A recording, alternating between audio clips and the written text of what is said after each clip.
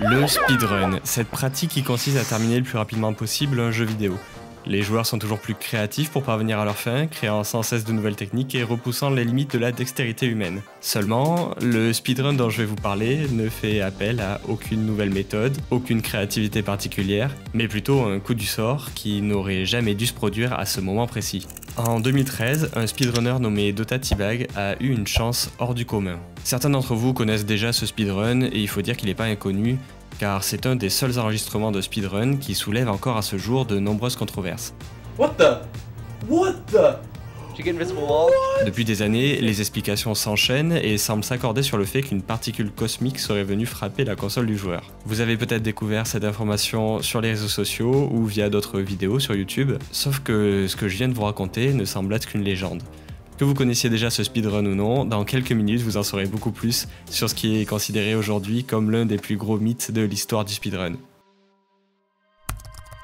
En 2013, Dota T-Bag est en train de réaliser un speedrun sur le niveau TikTok Clock de Mario 64. Il récupère sur son chemin quelques pièces rouges quand tout à coup, Mario semble subitement se téléporter vers le niveau supérieur sans aucune raison apparente.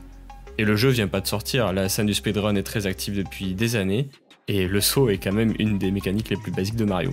On peut se dire que si un bug logiciel existait, il aurait forcément été découvert. D'ailleurs, il existe déjà un glitch dans Mario 64 où on pouvait s'accrocher à des grilles afin de se téléporter légèrement vers le haut. Si Mario saute contre le rebord d'un mur et s'agrippe au plafond, il ira automatiquement rejoindre la grille positionnée bien au-dessus de lui. Sauf que ce glitch est déjà très utilisé dans les speedruns et dans notre cas précis, on voit bien qu'il n'y a aucune grille au-dessus de notre joueur au moment de la téléportation. Et c'est là que l'enquête commence, car un bug comme celui-ci, c'est l'espoir de gagner quelques précieuses secondes pour tous les speedrunners. Ou encore imaginez si le bug peut être reproduit à volonté, on arriverait à créer une anomalie dans la physique du jeu. Et ça change absolument tout pour la scène du speedrun. Ça peut être la porte ouverte à tout un tas de glitches différents basés sur cette nouvelle mécanique. La course commence alors pour résoudre le mystère derrière ce nouveau glitch nommé le TTC Upwarp. TTC pour le nom du niveau, TikTok Clock et Upwarp pour téléporter vers le haut. Plusieurs centaines de personnes essaient alors de simuler exactement la même situation que notre speedrunner, sans aucun résultat. On trouve bien plusieurs hypothèses, comme un bobomb qui explose juste avant que Dota T-Bag saute sur la plateforme, et on va même aller jusqu'à regarder dans le code du jeu pour scruter son fonctionnement, mais rien n'y fait. Personne ne réussit à recréer le TTC Upwarp. 2 ans après, un autre speedrunner de la scène Mario 64 va envoyer cet extrait à PlanetQuake 2012. C'est un des speedrunners du jeu, très connu pour son challenge consistant à terminer Mario 64 à 100% en sautant le moins possible.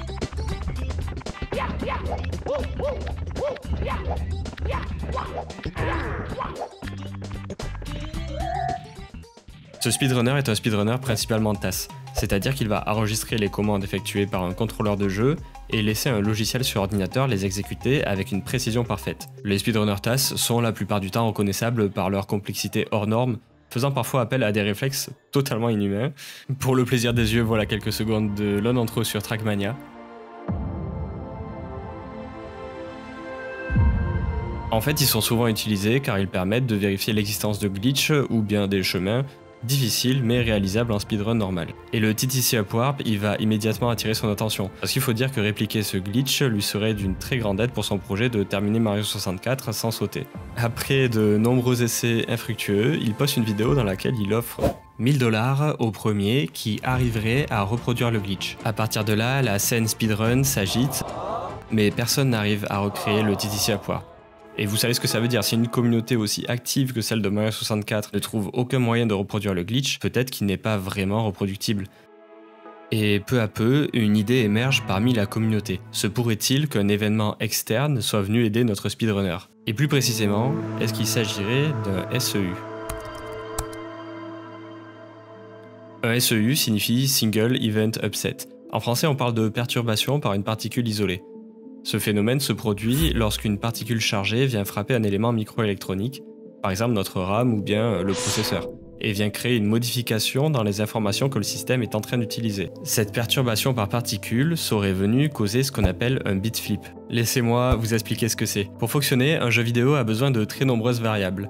Chaque variable a pour rôle de contenir des informations utiles au fonctionnement du jeu. Par exemple, une variable peut contenir la couleur de la casquette de Mario, la vitesse à laquelle il marche, la hauteur maximale de son saut. En modifiant une variable, vous allez modifier les propriétés de l'objet qui est en train de l'utiliser. Dans le cas de Mario, une des variables était responsable de la position du joueur en hauteur dans le niveau. Modifier cette variable a pour conséquence de subitement modifier cette information pour élever Mario d'une dizaine de mètres afin qu'il atteigne directement la plateforme au-dessus. Pour modifier cette variable, on doit pouvoir comprendre comment est gérée l'information dans un ordinateur. Un ordinateur va lire des données binaires, composées de 0 et de 1, représentant ce qu'on appelle un bit. Voyez ça un peu comme un interrupteur pouvant être éteint ou allumé. En combinant plusieurs bits, on peut représenter des données plus complexes grâce aux puissances de 2. Par exemple, on va prendre ce nombre et on va essayer de trouver son décimal. Donc le premier bit à droite est à 0, donc on le compte pas, on passe au suivant. Le bit est à 1, donc on comptabilise son poids de 2 puissance 1, et on comptabilise aussi l'autre poids de 2 puissance 3. Donc on se retrouve avec 8 plus 2 qui font 10. Voilà, maintenant vous savez comment votre ordinateur gère l'information. Le langage binaire, c'est l'élément le plus bas niveau utilisable par votre ordinateur. En modifiant les bits, on va pouvoir modifier la valeur contenue dans la variable. Et c'est ce que va faire Pen & Koek, qui a changé la valeur d'un bit de 1 à 0 et qui observe une téléportation qui est très similaire au fameux glitch TTC Upward. La concordance visuelle n'est pas tout à fait parfaite, mais cela semble être la théorie la plus plausible, largement partagée par la communauté. Suite à la vidéo de Pen & Koek reproduisant le glitch grâce à un bit flip, de nombreuses théories commencent à émerger sur la manière dont ce bit flip s'est produit. Et l'une d'entre elles, plus précisément, attire l'attention. Se pourrait-il qu'un rayon cosmique soit réellement venu frapper un bit pour le faire passer à 0? Déjà, est-ce que c'est réellement possible? Et la vraie question et la vraie raison pour laquelle je vous fais cette vidéo est là. Au-delà du simple speedrun et de la simple modification de variables dans un jeu vidéo, on parle en réalité de quelque chose qui pourrait avoir des effets vraiment désastreux. Vous avez peut-être déjà entendu parler de ce speedrun, il est assez connu, mais moi je me pose devant la vidéo, je la regarde quelques fois, je réfléchis et je me dis que si depuis toujours des particules chargées peuvent venir frapper votre console, venir modifier son comportement au point qu'elles viennent aider votre speedrunner, pourquoi aucune particule n'est jamais venue ajouter un 0 dans le compte en banque de quelqu'un ou modifier le cours d'une transaction? Ou même corrompre des données confidentielles, ou des systèmes critiques comme des avions, ou des ordinateurs de bord, ou encore même lancer un missile sans le vouloir. Mais surtout, il y a un problème encore plus grave. Pourquoi aucune particule n'est venue frapper ma chaîne YouTube pour la faire passer à 100 000 abonnés? Bon, aucune particule n'est encore passée, mais ça vous pouvez encore aider en vous abonnant, d'autant qu'une petite vidéo sur un petit bonhomme vert arrive, et je pense que vous ne voudriez pas la louper. Du coup, en résumé, quelle influence peut avoir l'univers sur tous nos appareils électroniques, et quelles conséquences cela peut avoir?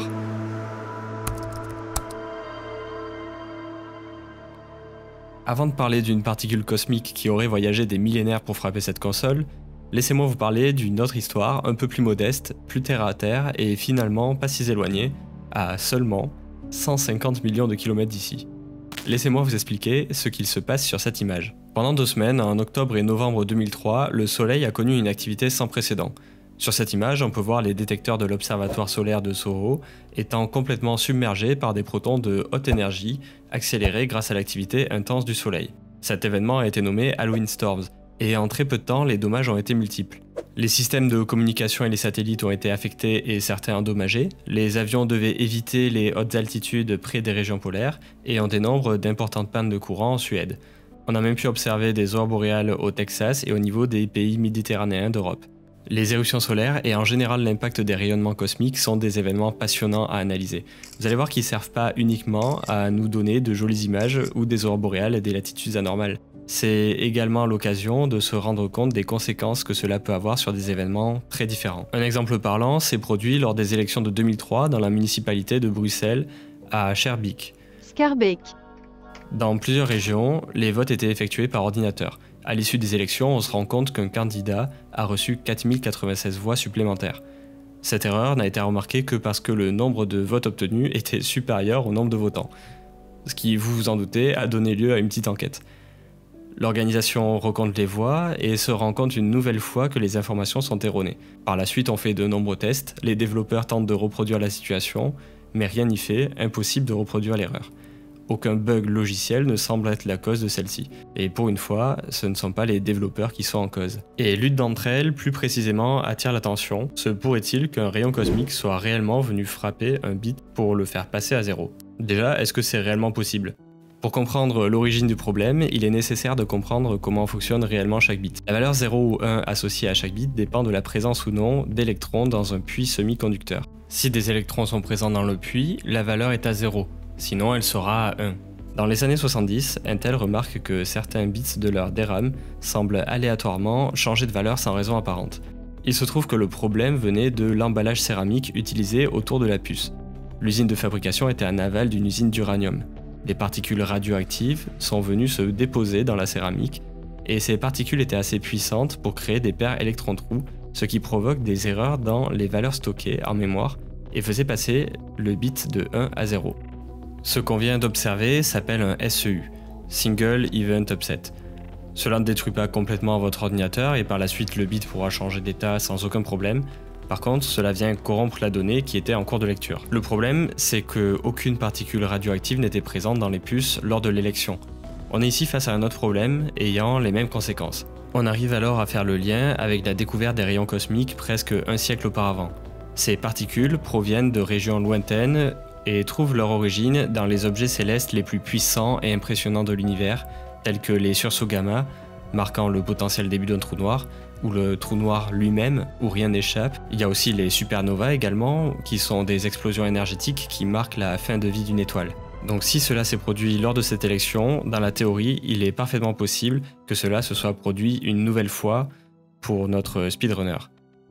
Sauf qu'il y a encore un petit problème à prendre en compte. Donc déjà, si dans la théorie il est possible que notre Mario ait été téléporté grâce à une particule cosmique, il n'est pas totalement débile d'avoir pensé à cette hypothèse. Mais il y a un petit problème dans cette histoire, c'est quand même la probabilité de cet événement. Les rayons cosmiques sont pas si rares sur Terre, pas autant qu'on pourrait le croire, et on trouve de nombreuses vidéos sur internet les capturant.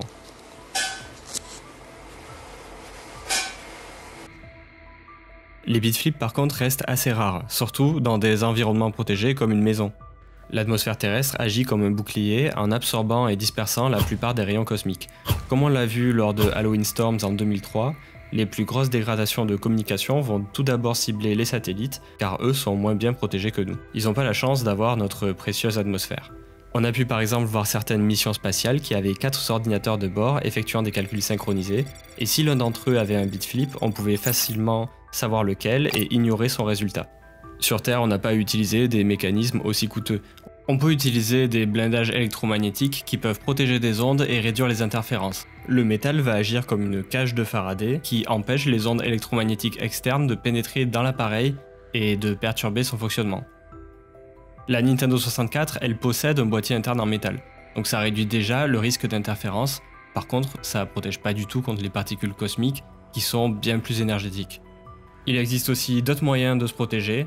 On utilise des ECC Memory ou mémoire à code correcteur d'erreur. C'est un type de mémoire vive avec un code correcteur permettant de détecter et corriger les bits corrompus. Sauf que la Nintendo 64 n'avait pas de mémoire à correcteur d'erreur, et il y a de bonnes raisons à ça.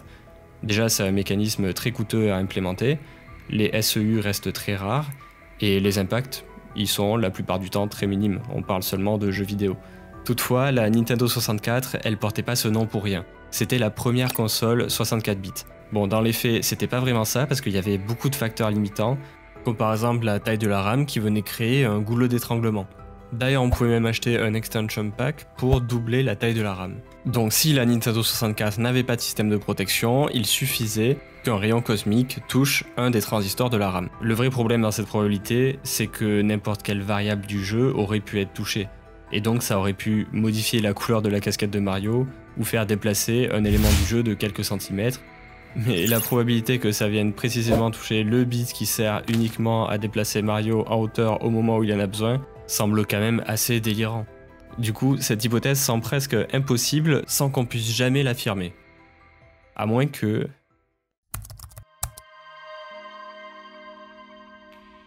Revenons à l'histoire de Dota T-Bag car elle n'est pas totalement terminée.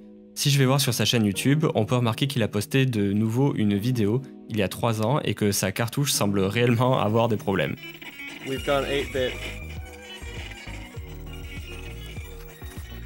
J'ai déjà joué à Mario 64 et je peux vous assurer que c'est pas du tout le comportement normal. Il explique également qu'il devait parfois déplacer sa cartouche une fois insérée dans sa console et surélever un côté de celle-ci, sans quoi le jeu n'arrivait même pas à se lancer. Et il n'en faut pas plus pour que notre speedrunner nommé Danebu examine la console et la cartouche de Dota T-Bag pour vérifier son fonctionnement. Oui, vous connaissez les speedrunners, ils vont vraiment jusqu'au bout. Mais après de nombreux tests, ils ne trouvent rien d'anormal dans la console. Et d'après mon expérience, en insérant mal la cartouche, le jeu a plus de chances de crasher ou de corrompre tout un tas de données que de perdre un seul bit précis. Par contre, il trouve que la console semble assez usée.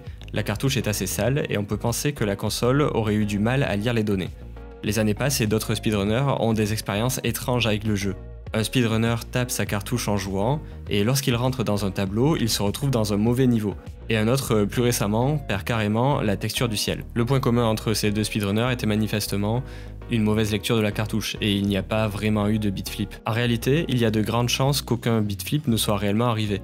Et toutes les hypothèses vont être une nouvelle fois balayées en mai 2020, où un autre speedrunner a eu pour le moins des problèmes plutôt similaires. Sur sa vidéo, qui dure seulement 5 minutes, on peut assister à un festival de rayons cosmiques, une première fois sur l'ombre du joueur qui semble bouger et bugger complètement, puis une plateforme qui se trouve quelques mètres plus bas de sa position normale, et vous l'avez compris, depuis, la communauté semble vraiment douter, et il semblerait qu'on se rapproche petit à petit d'un problème hardware, avec la DRAM ou encore le cache du processeur. Mais comme je vous l'ai expliqué plus tôt, l'hypothèse de la particule cosmique est théoriquement possible, mais par contre on ne pourra pas prouver que celle-ci est fausse. Il faut juste rappeler qu'il existe bien d'autres facteurs qui sont bien plus probables qu'une particule cosmique.